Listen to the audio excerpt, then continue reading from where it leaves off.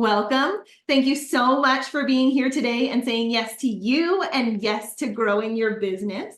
So who am I? I am Holly Penny. I am a speaker. I'm an author. I'm a mom. I am a business owner. I am the founder of Nova Ridge Bookkeeping, and I am your host today. I founded Nova Ridge Bookkeeping just over 5 years ago with a passion to help business owners with their bookkeeping needs. As things evolved, the last 5 years have definitely been a journey. We have happily found our place supporting women in business to finally feel in control of their finances. So, what is this Women in Business monthly growth session? This monthly growth session came from a desire to support women in business even more. Working directly with clients, I discovered, well, being good at what they do and now also having their financials under control, those really are just a couple of pieces to the puzzle to create a successful and sustainable business. I have connected with some fantastic industry professionals over the years and knew that if there was a way I could bring us all together in one place, then we could create awesome synergy to elevate our businesses to the next level. So that's exactly what I've done. All of our speakers that I have on our monthly sessions are someone that I know, like, and trust. My vision for this monthly session is to come together, learn together, and grow together. So it's time. Grab yourself a drink, your lunch, a blanket, anything to make yourself comfortable. Of course, you're going to need your notepad and a pen. Even though all of my speakers I know personally, there's not a time that goes by that I don't learn something else from them. So today's speakers are, first we have Mary LeBreton from Orthos Media Management, and she is going to share brand awareness and marketing in 2024, because we all know that marketing shifts, and if we're talking about something that's very present, I think that's going to help us all. And then our second speaker today is Jill Wright. She is from Grow Like a Mother, and she's going to share time management for supermoms. All right, in the spirit of networking, we are going to pop into our first networking breakout session. So in this session, I want you to share your name, your business name, what it is you do, and I want you to share, because we want to get marketing on our brains right now, get the juices flowing. I want you to share with everyone, what is your most successful marketing strategy? You're going to be in a breakout room with 3 to 4 people, and you're going to have about 5 minutes. So just make sure that everybody has an opportunity to chat, to share. All right, in your breakout room, were you able to get a couple of ideas, some different marketing techniques that might work for your business? Well, if you didn't in your breakout room, I know you will during our first speaker slot. Mary LeBreton created Orthos Media Management. She's a very brave lady in November of 2021. We know that was in the heat of the pandemic. A love for content creation and social media management formed. Mary has certifications from Grant McEwen University and the Digital Marketing Institute, extending the social media management component into full service marketing for businesses that require local consumer traffic to grow.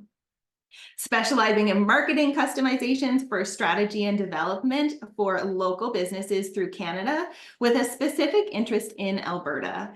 Mary believes there is a need to help local businesses grow and compete with large corporations. It takes a village to raise a baby. Well, your business is your baby, and we are here to help.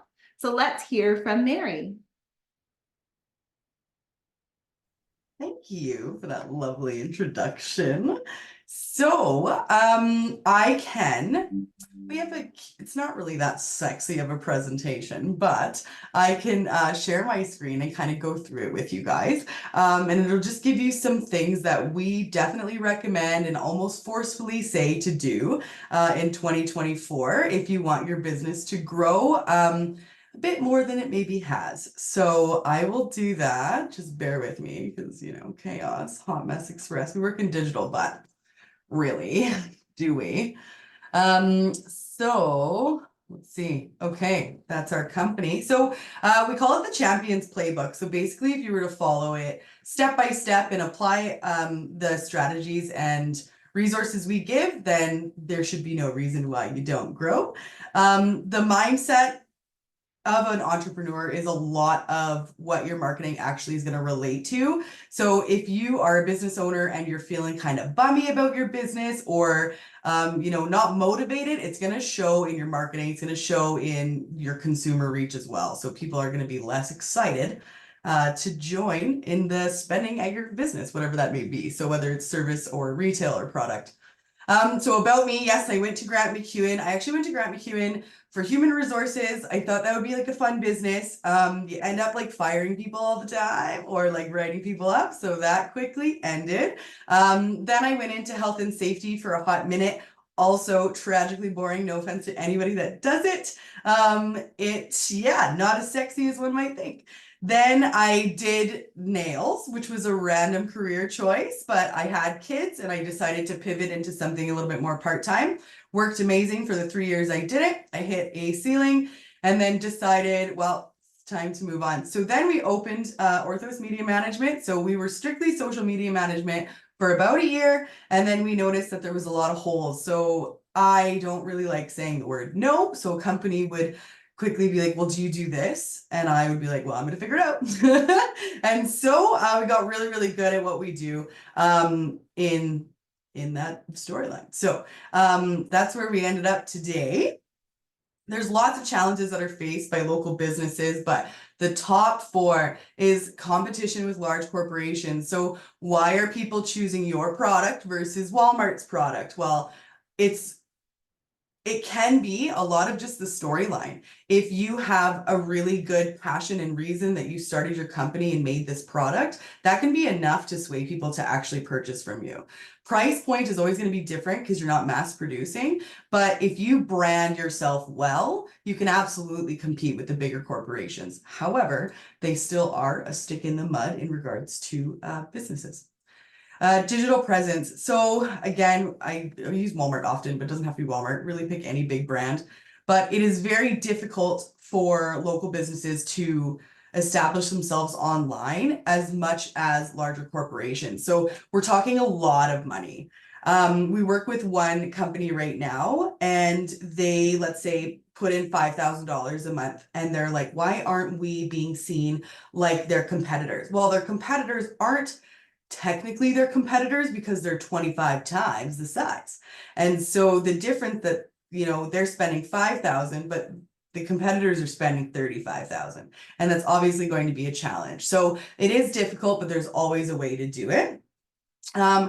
Changing consumer behavior. So the biggest change we saw in the last 5 years was when we were living our normal day-to-day lives and suddenly everything went online, including picking up your groceries. So that was an unusual change for everybody and a lot of people had to pivot. Well, if you go from 0 to online and you have no idea what that looks like, how to do it, it was a really big challenge. And so now it's become more of like your normal conversation, your normal marketing, your normal day-to-day practices. So a lot of things have gone online, even in regards to your standard operating procedures. Like there's no papers anymore. We have apps for that. And so that's a really difficult thing. So I hope that there won't be any more drastic changes like that, but it is tried and true that it might actually happen again. So the last one is a lack of marketing expertise. So I eat, sleep, and breathe marketing every day of my life. It's all I do. It's all I talk about. It's all I think about. And that's not normal for a different style of business. So if you're selling services in regards to, let's say, as a funeral director, obviously you're not thinking about marketing 24 hours a day. If you're selling a product, you do think about marketing. However, where does that end and where does that begin? So without the budgets to hire experts, it is difficult for local businesses and it does make a little bit of a struggle bus for them. So we try to bridge that gap as much as we can, but there is tons of information online. Then you get into well, what am I supposed to be watching? What should I be reading? And then it becomes a little bit of chaos as well. But don't worry, I'll solve some of these problems. So how do you know if your marketing is working? So I remember starting with a company one time and they sent out so much data and analytics that I didn't even know what they were talking about. And this is my full-time job. And I was like, well, we can definitely simplify this so that we understand if it's working. So you're going to look at how much time you're spending on something, what your budget is, how much money you're spending, and what your results are. And between those three, you'll have a general idea of if it's working or not. So if we're going to measure your current marketing, how much time are you putting in? And how much time is it taking away from the overall business? So if you're spending 3 out of your 5 working days a week marketing, you're spending too much time on that. If you are spending only 15 minutes a week on marketing, it's not enough. And so that is a measurable thing. And it depends on what business you are. It's going to be custom for the business. Budget. So we've had it where people have called us and they make $0 a month, which is fine. That's a brand new business usually, and that's normal. But they want to spend $2,500 a month. Well, we're nowhere near there. So the more money you spend, your marketing doesn't get better. So it doesn't totally work like that. Sure, in some instances, it'll definitely be better than zero. But we don't want to go to 100% or I guess negative 200,000%. So budget is a big deal. Typically what we want to say is you want to spend around 15 to 20% of what your revenue is. And then as it increases, so does your marketing. So yeah, your results, it's a very, very simple situation. You guys can complicate it if you want to. I don't find a need for it.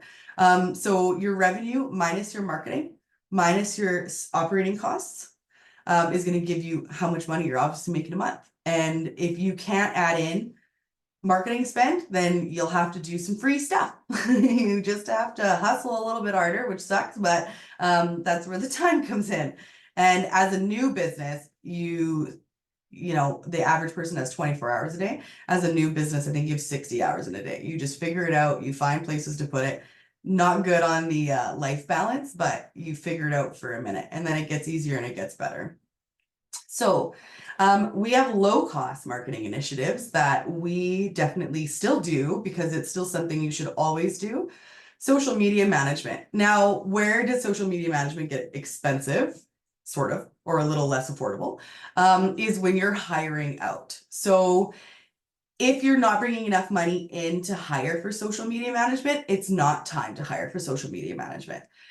It is quite simple, I think, to post things on social platforms. There is a tremendous amount of videos that you can actually watch on YouTube alone on how to Instagram. And it's the easiest way you can get your brand out there. Same with Facebook. So Instagram was the hot and heavy one for the last 3 to 4 years, but we're actually seeing a little bit of a shift into Facebook again. Yeah, so news to us, but that is where a lot of our clients get a lot of the genuine leads that actually convert to conversions. So people with money are typically on Facebook is kind of what we've been seeing. So, which is great, but the brand awareness is still fantastic on Instagram, and that's where you build your community. So both definitely a must have.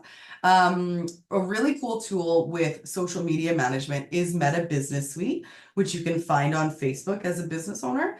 If you're not using that, it is a really, really awesome thing to use. You can sit down for an hour and create your posts for the week, and have them done and ready, and you don't have to be posting in the moment because that sometimes can sway crazy things. Obviously to stop in the middle of your day at like 2 p.m. to be like, I have to post, it's unrealistic. So this gives you the ability to schedule that out, see what that looks like, and even develop a strategy for the month. Networking. So as seen here today, networking is an amazing thing. It really connects you with tons of different people. So with networking, and this is sometimes or can come across harsh, but I don't mean it harshly. If you don't have a networking personality, it's time to hire that networking personality or find a representative, because some people just don't have the personality for it. They have the personality for something else, and that's totally fine. But you don't necessarily want that person representing your business in a networking situation. The biggest issue we find with networking is people go there to sell. So that is not what networking is for. You are never selling face to face. You can go door to door if you want to do that. And I am not about that life because I've done that for too. But in regards to networking, you're making relationships. And I find myself 9 times out of 10, if I'm talking to somebody, I have a contact that will help them and I'm going to share that. That's what that's about. So how you network, totally interesting thing. One thing we do is we'll go on Eventbrite and we'll like search networking things in our area. And it's an easy way to go find a bunch of groups. And I don't, we've never been to them, but we'll see what they're about and either we'll decide if we go again or not. And typically I've never had a bad interaction with people. Like, it's always good. They're there for a reason too. So it's always fantastic. So networking is another huge one. Meeting the community. So this is one of the tackiest things I do, but it works. So I don't so much anymore because we're in a good place. You don't have to market so much. But I used to go out once a month to meet the community. So it was not just like randomly going on the street, like soliciting like the odd individual who's just going to get coffee. I would go to businesses and I would just drop off a business card and introduce myself. So it wasn't about like, here's something we can offer you. It's just like, hi, I exist. I wanted to meet you and here's my card in case there is anything, but that's not what we're leading with. So meeting the community is huge. I also attend some of the most ridiculous events in the world as just a human. So last weekend we were at the Wildlife Hunting Association dinner in Spruce Grove. I don't hunt, but it's just something we've always gone to and I will continue to go to. And we ended up getting 3 really good connections from that night. Super random, but so good. And then we were actually able to bring in even some of our clients donated for their silent auction. And we developed our community quite a bit stronger than it was before. So I would definitely meet the community. And if you can't do it in person, totally get it. Then find a different way. There's lots of online networking groups as well. You can do it here and just meet without pressure and meet without sales. So, okay. When do you seek help with your marketing? So we chatted about this a little bit, but just to get into it a little bit more, if your day-to-day of your business operations are not getting completed. So if you find it's 5:30 p.m. and you're like, wow, I still have my full work day to do because I was either doing sales, doing some door-to-door stuff, or business to business, or I had 5 different meetings that led me nowhere and things like that. It's time to probably chat with somebody. If you're missing your marketing spend, so leveraging your data. If you don't know how to read your data, I would recommend chatting with a marketing specialist to just see what that means in regards to digital stuff. There is also if people are finding you in other manners that isn't digital, there's a way for us to read that as well. And we can tell you how to track that. So if you're definitely getting a lot of consumers coming in from one area, we want to leverage that. So then we'll tell you, you met them all at networking. Well, great. Let's come up with 5 new networking places you can go to so that we can leverage that component. Or if everyone's coming from Instagram, awesome. What more can we do on Instagram to really bump that up? So no consistency is also one. So what we see is like, one of our clients was like, we post 20 posts once a month. Well, Instagram doesn't like that. So we want it to be constant. We want it to be showing up in people's faces all the time. I don't remember what the rule is. It's either 7 or 8, but you need to show up 7 or 8 times before someone even thinks about your product or service. And so if it's not consistent, then you're at 1. And then that's not good.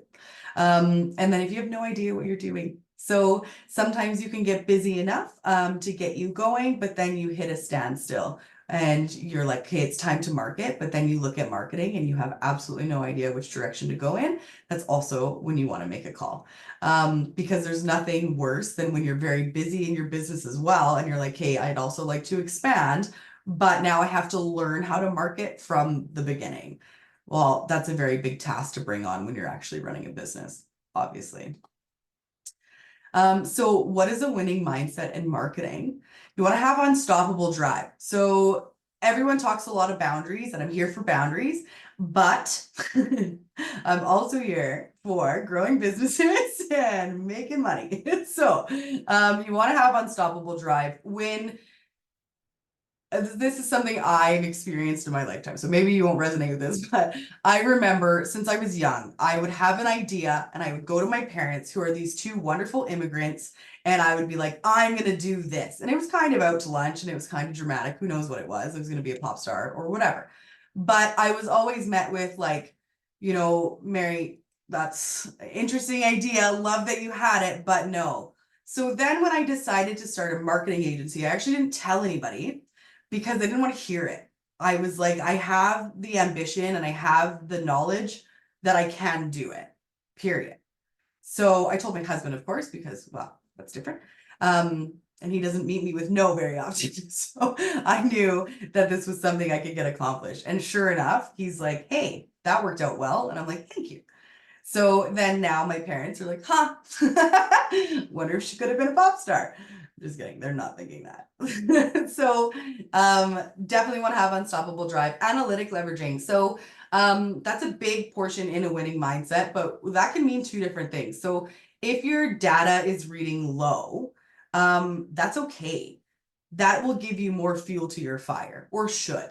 Or if it's reading high, that will also fuel it. So either way on the spectrum, you just want to be looking at it and making sure that you're analyzing it to move forward, and then to be able to grow. Building resilience. So one of my favorite things to talk about is I was the cold call queen. So I would cold call businesses when we were new, and I'd be like, hey, looking at the marketing. And honestly, 7 out of 10 times I would actually get it. I was only met with some bad language one time, and I've heard the word no quite a few times. Out of 100 calls, you maybe hear yes 3 to 5 times, or you don't even get through because sometimes the receptionists are not letting you into that realm and you can't get past them. Fair enough. But I had to build that resilience, because if I heard no the first time and stopped, I wouldn't have a marketing agency today. So it is very important to hear the word no, but keep going, because it doesn't matter. That person just didn't want your stuff. It wasn't anything personal. It's not a big deal. We can move on. So turning visions into reality. Again, I didn't make it as a pop star, but I did have my marketing dream, and it is definitely real. So Lamia works with me. Yesterday, we were at a $4.5 million home working with estate home builders, and they said yes at the table. We didn't have to think about it. We didn't have to convince anybody. And we're like, huh, this is super real. And so if you asked me 3 years ago, is that the type of client we'd be working with? I would have been sweating inside of my shorts. And it became a reality because we made it a reality. We made it possible that we can absolutely provide what they need, and it's not a problem. So any of those and all of those is what's going to give you the winning mindset. Is yes, you definitely can get those customers, you can get those consumers, you can sell your services, you can sell your products, and then making it a reality.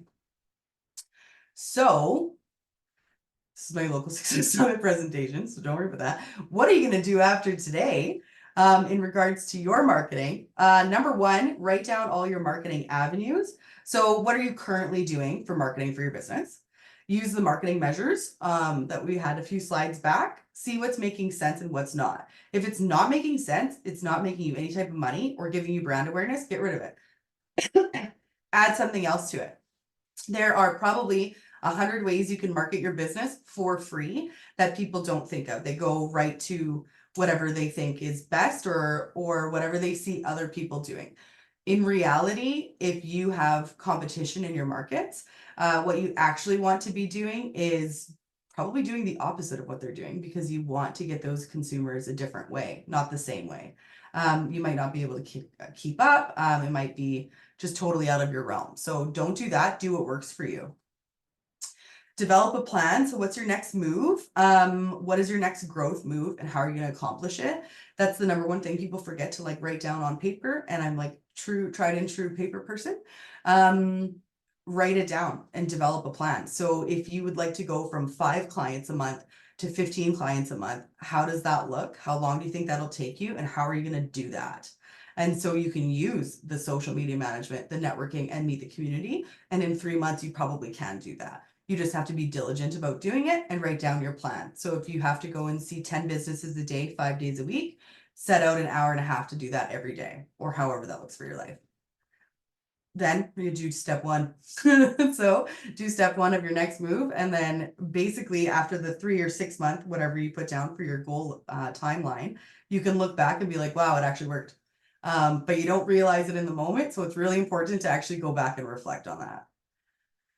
You can always call us to do a quick overview with you. That is always an option as well. So anytime marketing comes up and you want to even just ask a question, we're always free to answer them. Pizzazz. That's her, ladies. Wonderful. Thank you so much, Mary. Thank you. I've put Mary's contact information in the group chat. So please, please, please reach out to her. And if nothing else, follow her on Instagram. Like that's what we're here for, right? Like let's connect, let's grow together. So follow Mary, reach out to her if you have any direct questions. And Mary, the last time I saw you spoke, I did that. I actually went after the session. I went to a restaurant and got myself some lunch and wrote down all marketing techniques. And I am in the process of executing those now. So love it. Good. Thank you. Yeah. All right. We are going to move into our second speaker. We have Jill Wright. I am so excited to hear Jill speak. I have created quite a friendship with Jill over the last, say year maybe. And so this is the first time that I've heard you like publicly speak. Okay, so let me introduce Jill first. Do you know any moms who run their own business or have a side hustle? They can seem like super moms, but privately they struggle with overwhelm and burnout. And this can lead to costly mistakes in their business and stress in their close relationships. They're considering giving up on their dream because they feel like there just aren't enough hours in a day to run a business and a family, because we all know there's not actually 60 hours in a day. The truth is, a successful supermom needs a super system to keep it all together. And that's what Jill Wright helps her clients create. Jill is a time management strategist who knows how to create systems for supermoms that support them in their business and in their family. She helps her clients take ownership of their time and make it all work so that they don't have to work so hard. Her supermom clients end up not only with a better running business, but also time for family, self-care, and even rest. Jill is an author, a speaker, the host of the Grow Like a Mother podcast. So, Jill, thank you so much for being here today. Thanks, Holly. I'm so excited. This feels so good to be here with you guys all today. Welcome. I'm so happy to connect. I also have a little presentation. It's not as spiffy as Mary's. I was very impressed. I'm not a marketer. So I'm going to first try to figure out how to share this and then take you right through. Okay. Can everyone see my stuff, my screen? Yay or nay? Yes. Yep, we can. Okay. Yes. Okay, super. Well, it's loading. Great. It's what? It's loading now. It's loading. Cool. All right. Well, let me know when we're good to go, but I'll just start by introducing myself. My name is Jill Wright. I am a time management strategist. I am a mom of 4. I am an author. I have been a public speaker for about 1.5 years. And I'm just doing all kinds of things. I have recently quit my corporate job and full-time entrepreneur. So I won't take you through the whole story. It is a bit of a long one, but I have found this groove about talking to moms and really being able to hone in on the specifics of how to help them create the dream life that they always thought that they would have, that they really deep down want, but can't figure out how to really get it because they're stuck in the muck with the parenting and the business. And it's not just moms. Like we were talking in our breakout session, Brielle was like, well, I'm not a mom, but this would really help me. And I'm like, yes, this is it, right? But they always tell you to niche down. So this is what I've done. So I talk a lot about moms, But really, I just help women create the life that they deeply desire in a way that is sustainable and personalized, because that's where the magic is.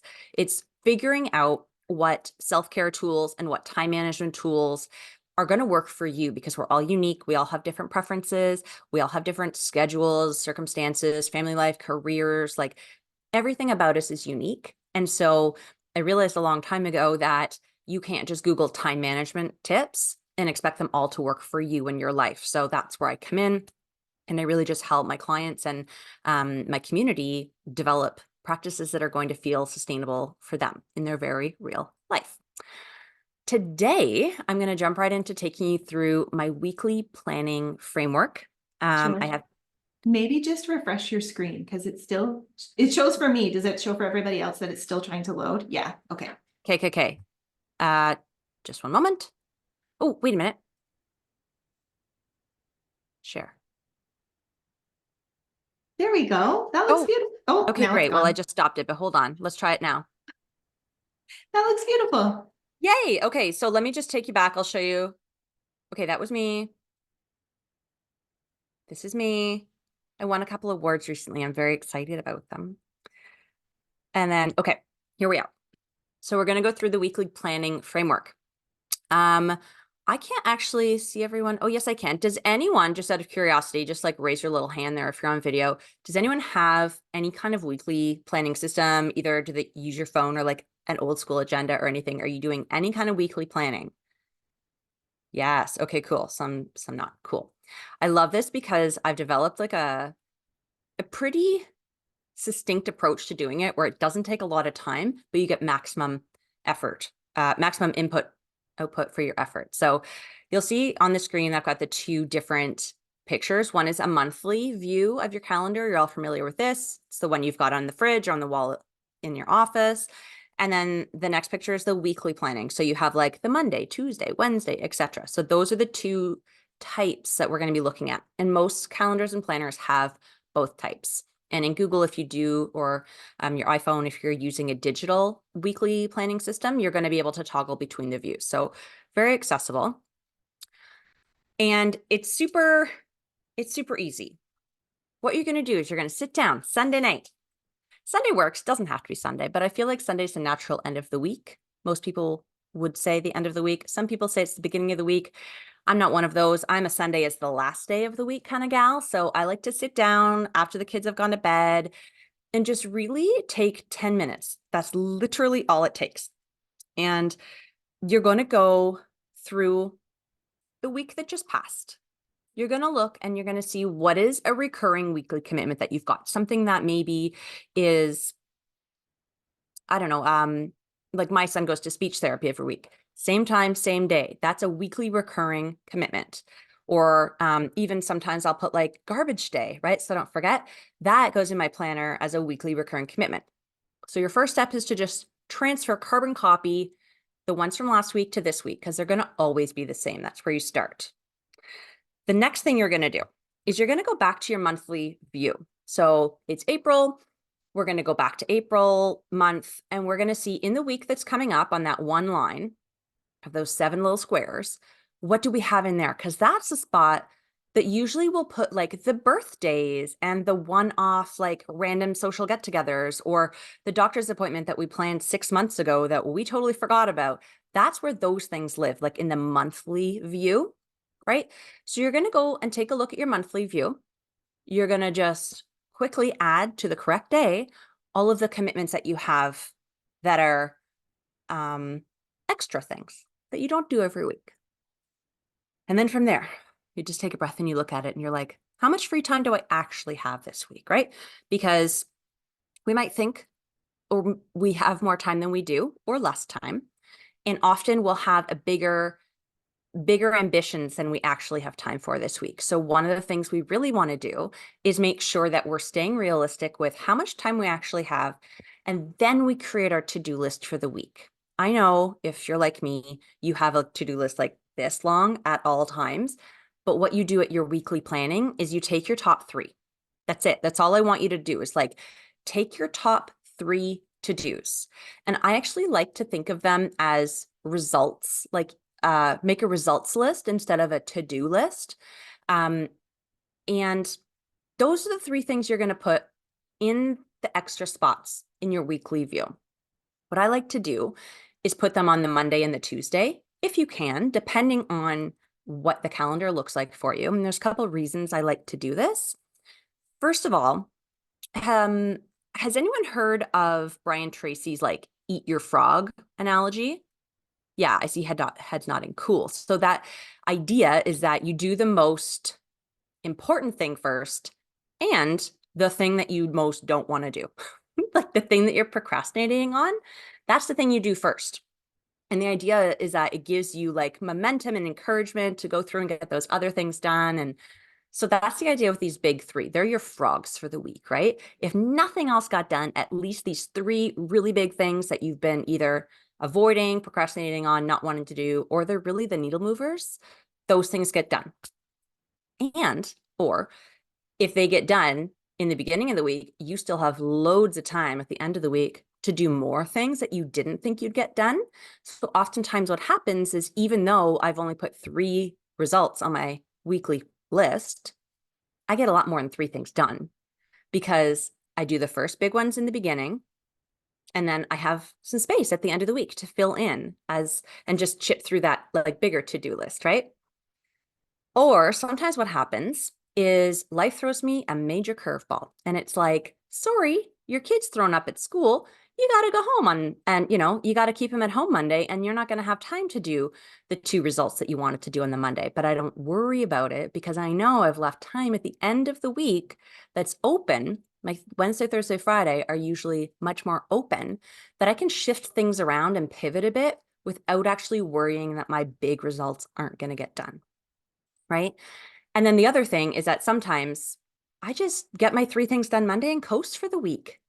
Sometimes I've got my period and I'm like, no, I'm staying in bed. And I don't feel guilty doing that because my top 3 things are done. So that's sort of like the biggest thing within the weekly planning framework is like 3 results, schedule them early, pivot if necessary. Okay. The other really important thing is I want you to look at your calendar, your week view. Once you've put in all your weekly recurring, you've brought in your monthly extras, and you scheduled your results, find 1 hour that week, just 1 hour anywhere. I don't care what day it is. It doesn't have to be the same day or the same time, week after week. Find 1 hour and mark it in as self-care. I put mine in green. That's why you'll see it in green on my slide because it stands out. And if I look at my week and I don't see green, that's a problem.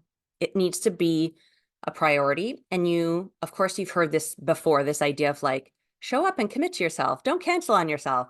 Pretend it's an appointment with yourself. That's what you're doing with your self-care hour, right?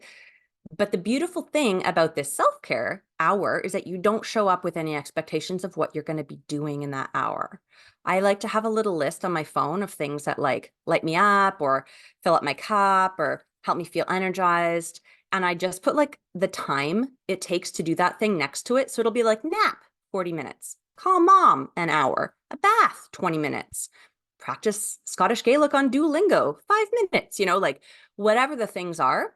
And so you've got this little list in your phone at all times. And the first time you sit down and make this list, you'll draw a blank because we're really bad at remembering what we like. I don't know if anyone else is like that. So like keep your mind on this for about a week and just notice like, oh, I really get happy when I'm outside or when I'm smelling fresh flowers and just write those things down so that when you show up to this self-care hour, you can look at your list and like, okay, I've got an hour.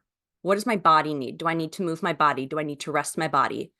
Do I need to be alone or do I need to socialize? Do I want to learn something and like work towards a goal? Or do I want to just scroll? And that's okay if scrolling's on your self-care list, but like be intentional about how you're spending that hour. And the beautiful thing is you show up with no expectation of how it's going to go. And so it's always intuitive self-care. So that's the way that I like to look at it is intuitive self-care. It's like, what do I need now? But you do have to carve out in your weekly schedule an hour every week to get her done and just show up. And you'll start getting in the habit of it and you'll find extra hours. Once you start enjoying this like self-care, you'll find extra hours or you'll find an extra 10 minutes and you can just whip out that list. That's actually something off topic here, but I love to share about this. It's called time confetti, where you find these little pieces of time throughout your day. It's like 5 or 10 minutes, right? Use that list because you've got those times next to it. Well, how long does this thing take? I've got 5 minutes. Pull out my phone. Oh, I could read a couple pages of my book, right? So that's super fun. The next thing, and this is next like ninja level, but just throwing it out there for you guys, is if you're into like following lunar phases or menstrual phases and working in your energy to those types of things, put that in your calendar. Like I'll put like an M if I'm menstruating, or like an L if I'm in my luteal phase, or I'll draw the full moon so that I have an idea of like what's happening to me that I can't control that might impact my energy that day. Or how can I show up in a way that might feel a little bit more easeful? Because if you're trying to power through when, like, I don't know, the energies around you are not conducive to that, it can really hinder your ability to do it in an easeful way. It's going to take a lot more energy. Okay, cool. So, how am I doing for time? Okay, I guess I should speed things up here, yeah? Yeah. I just wanted to take you guys through the next level of like personalized time management and how you can think about doing it. This is something that I offer as like a one-to-one, but I wanted to give you guys the framework for it so that you could see how to start doing it by yourself, because the weekly planning is like the beginning. A calendar audit is something you should do like once a month. Just refer back just to your monthly view is fine. So you're only looking at one page rather than the 4 weekly ones. Take a look at where your time went. Take a look at how much free time you actually had, where you spent it, and if it was like aligned with your values and what you say is important to you. Are you actually spending your time in places where you've said it's important to you, right? You want to develop that self-care practice as we talked about. Healthy boundaries. Oh, and Mary's going, right, with the boundary thing. But I look at boundaries as asking for what you need and figuring out how to get it, rather than looking at a boundary like a wall, right? So I kind of approach it in a different way, but having some boundaries is going to be super important. And then you can start to develop those really personalized time management strategies. So I'm working on a quiz that's called the Super Mom.